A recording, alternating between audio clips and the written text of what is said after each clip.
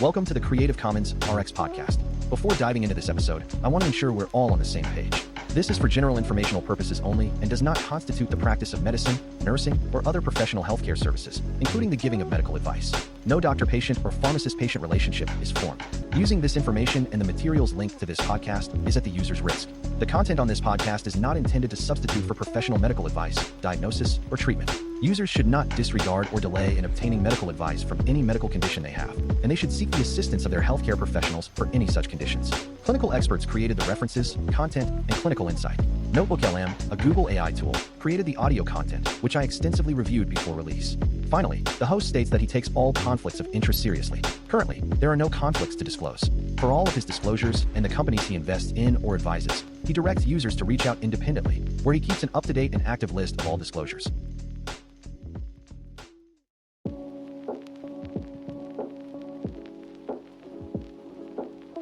Okay, let's unpack this. We're diving into a substance that is, it's probably the most famous, most accessible drug on the planet. Absolutely. The grandfather of modern pain relief. But it's one that hides a particularly brutal and complex mechanism of toxicity. We're talking about salicylates. Right. Better known as aspirin, of course. It's better known as aspirin. And it's a crucial deep dive for you because its toxicity profile is just so unique. It's almost entirely governed by acid-base chemistry. And this isn't just a modern story, is it? No, not at all. Before we even had aspirin, civilizations knew its power. You have the ancient Egyptians using myrtle and willow leaves for pain.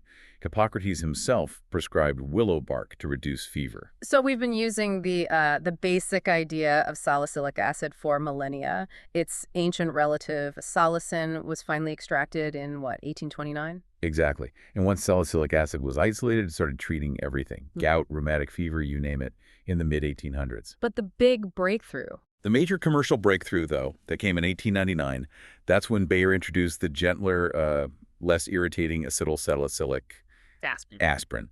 And that officially ushered in the modern era of both over-the-counter pain relief and, unfortunately, salicylate overdose. So our mission today is to really understand that complex and often fatal path of salicylate toxicity.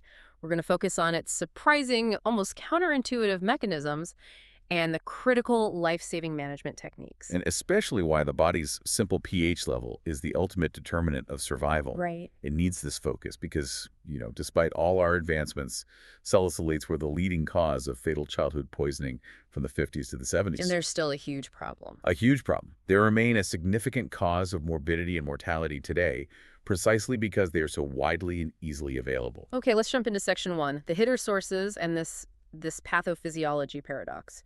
When people think salicylates, they think aspirin, that little white pill.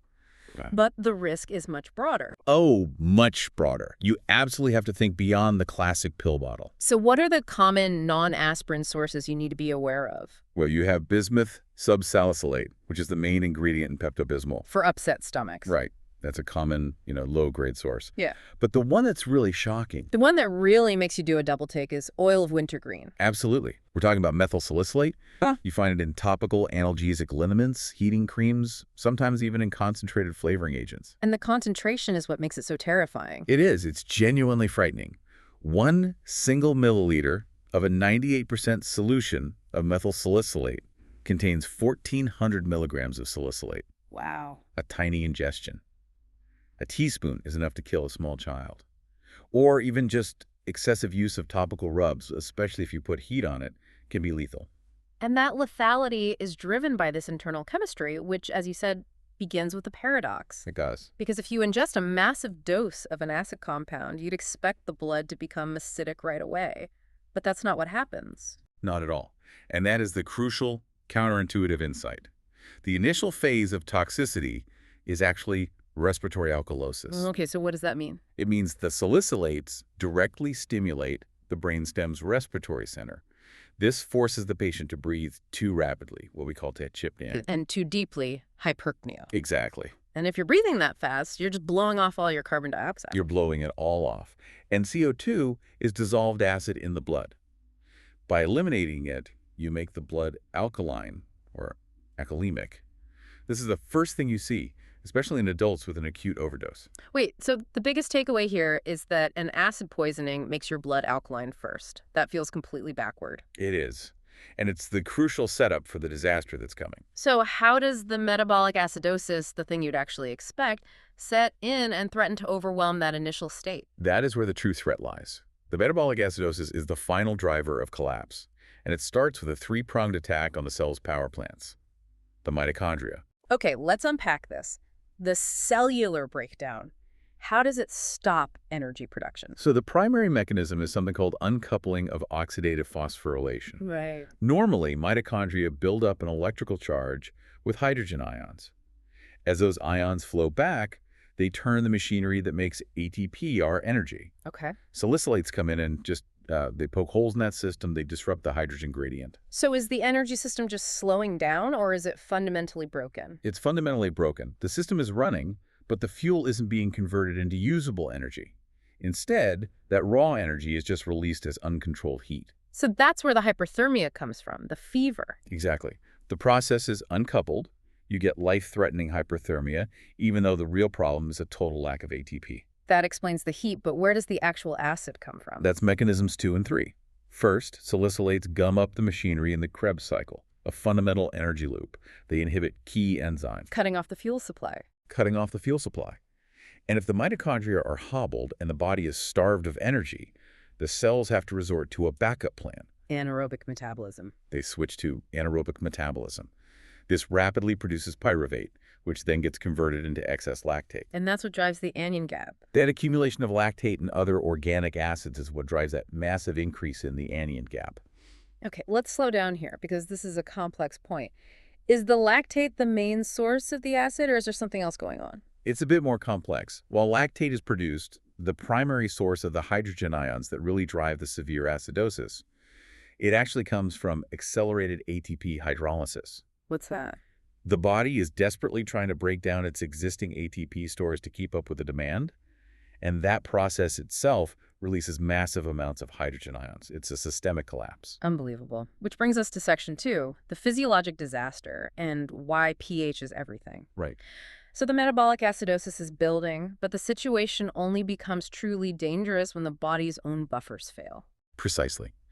The patient's aggressive hyperventilation, that respiratory alkalosis, is actually a life-saving defense mechanism. It's trying to keep the blood pH normal. But it can't keep up forever. It can't. The disaster happens when the metabolic acid overwhelms that defense, leading to outright acidemia, a low blood pH. Once that happens, we are in a very grave situation. And this leads us to the moment of truth in this poisoning, the point of no return. And it all comes down to a tiny change in blood pH, which brings us to the pK problem. Yes. For those of us who haven't thought about chemistry since college, why is that pKa number so critical? Okay, so salicylic acid is a weak acid with a pK of 2.97. The peak of A is basically the tipping point where half the molecules are ionized, they have a charge, they're water-soluble, and half are non-ionized. Meaning they're uncharged And crucially, lipid-soluble. lipid-soluble, so it can pass through cell membranes, which are made of fat, and go anywhere it wants. Anywhere, exactly. So when the systemic pH drops into the acidic range, the entire equilibrium shifts dramatically toward that uncharged lipid-soluble form. And that's the devastating consequence. That's it. This non-ionized form readily crosses all cell membranes, including the blood-brain barrier. So a small, subtle change in blood chemistry results in a massive surge of toxin into the most vulnerable tissues, like the brain. It's terrifyingly efficient. The sources tell us that a slight drop from a normal pH of 7.4 to a dangerously acidic 7.2 nearly doubles the amount of unionized salicylate in the bloodstream. Doubles it. Which leads to the hallmark signs of severe neurotoxicity: agitation, confusion, seizures, and ultimately coma.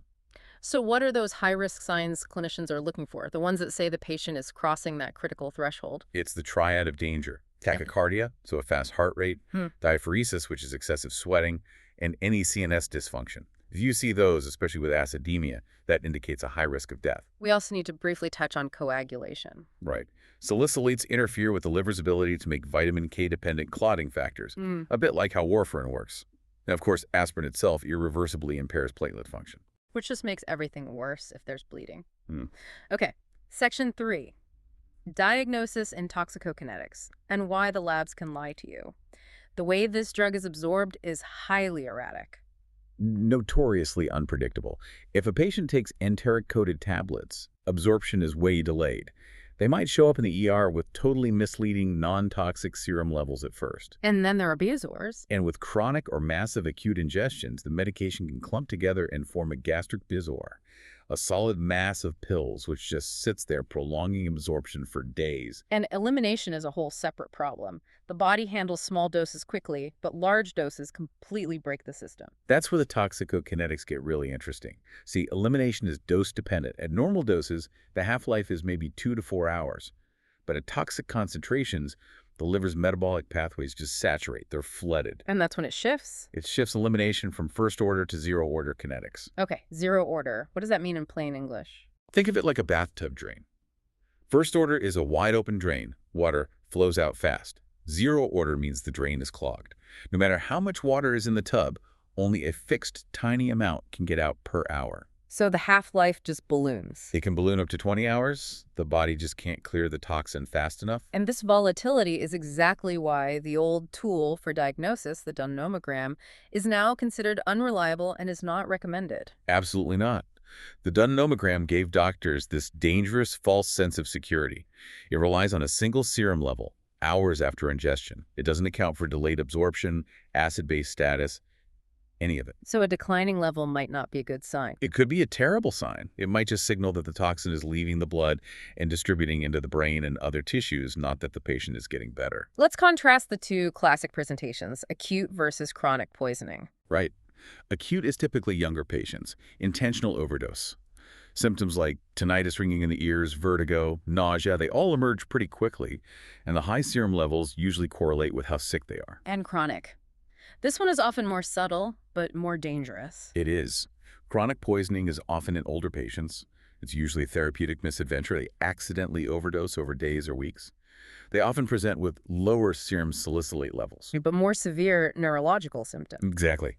Because the toxin has had time to build up a higher tissue burden, they get severe agitation, confusion, and the classic salicylate JAG restlessness and mental aberrations that can look just like delirium. Speaking of labs, the anion gap acidosis is a key marker, that mnemonic cat mud piles. It's a vital reminder for clinicians, yes. Yeah. It lists common causes of anion gap acidosis, and salicylates are always right near the top of that list. It's a huge red flag. Okay, let's shift to section 4, management. Trapping the toxin and rescuing the patient. Since there's no antidote, it's all about supportive care. It is. Supportive care is the foundation. Stabilization, fluid resuscitation. That's paramount to correct the dehydration that comes with severe toxicity. And the choice of fluid matters intensely here. This goes right back to the acid-base chemistry. Why is lactated ringers, or LR, preferred over normal saline? Well, normal saline contains chloride that can actually contribute to a secondary acidosis. And remember, anytime you worsen the acidemia, you shift more salicylate into that toxic, non-ionized form. Pushing more of it into the brain. Right. LR is superior because it contains lactate, which the liver metabolizes into bicarbonate. This helps buffer the acidosis and raises the blood pH. So the fluid itself is actively fighting the toxic shift.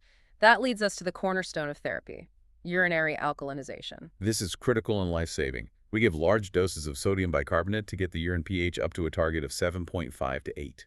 The mechanism is a chemical marvel called ion trapping. Okay, help us visualize that. Ion trapping. By making the urine highly alkaline, we force the salicylate to become ionized to carry a charge while it's inside the renal tubules. So it's like putting it in a chemical cage. It's exactly like putting it in a water-soluble cage. Once it's charged, it can't cross back through the cell membranes into the bloodstream. It is trapped in the urine and gets flushed out. And how dramatically does this improve clearance? It's a game changer. Increasing the urine pH from, say, 6.1 to 8.1 can increase salicylate clearance up to 18-fold. Wow. This is also why we have to correct hypokalemia first. If the patient's potassium is low, their body physically can't make the urine alkaline. We should also discuss GI decontamination, specifically multiple dose activated charcoal. Right. Activated charcoal should be given early. But more importantly, multiple dose activated charcoal, or MDA, is crucial, especially if you suspect Bezoars or extended release pills. And how does that work? It interrupts what's called intrahepatic recirculation, the body trying to reabsorb the toxin from the gut, and just keeps pulling it out. A doctor might dose it every few hours to stop that delayed absorption dead in its tracks. But for the most severe, life-threatening cases, we move to the ultimate intervention: hemodialysis. What are the criteria for that? HD is the fastest, most effective removal method. Yeah. We'll call for it if the salicylate concentration is 100 milligrams per deciliter or higher, or maybe 90 if the patient has bad kidneys, even if they look okay. And what clinical signs absolutely demand dialysis? If the patient has altered mental status, seizures, pulmonary edema, cardiovascular instability, or if standard care fails to keep their systemic pH above 7.27, HD is mandatory. It works really well because salicylate is small and doesn't hide deep in the tissues, easy to filter out. What a remarkable, complicated poison. Let's summarize the key takeaways. Well, I think the main thing is that salicylate toxicity is this incredibly complex mixed acid-base disturbance.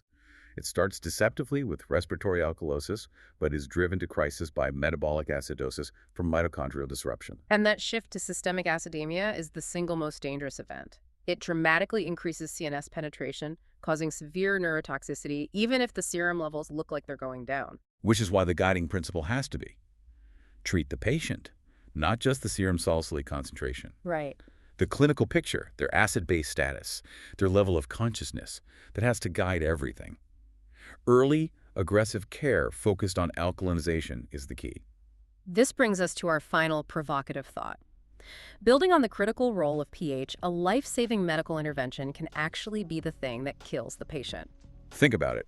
A patient with severe salicylate toxicity is relying entirely on aggressive hyperventilation breathing fast and deep to blow off CO2 and keep their blood pH just high enough to survive. Which means intubation, putting in a breathing tube, is incredibly dangerous. Extremely. That brief period of apnea when they stop breathing for the procedure can cause CO2 to burn up rapidly. This suddenly and severely worsens the acidemia. And that sudden drop in pH Drives a fatal surge of non-ionized salicylate across the blood-brain barrier.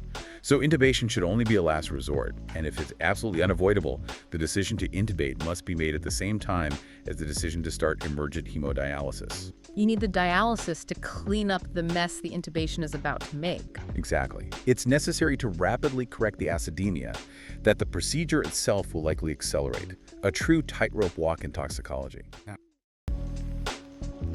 This is for general informational purposes only and does not constitute the practice of medicine, nursing, or other professional healthcare services, including the giving of medical advice. No doctor-patient or pharmacist-patient relationship is formed. Using this information and the materials linked to this podcast is at the user's risk. The content on this podcast is not intended to substitute for professional medical advice, diagnosis, or treatment. Users should not disregard or delay in obtaining medical advice from any medical condition they have, and they should seek the assistance of their healthcare professionals for any such conditions.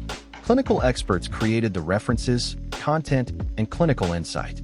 NotebookLM, a Google AI tool, created the audio content, which I extensively reviewed before release. Finally, the host states that he takes all conflicts of interest seriously. Currently, there are no conflicts to disclose. For all of his disclosures and the companies he invests in or advises, he directs users to reach out independently, where he keeps an up-to-date and active list of all disclosures.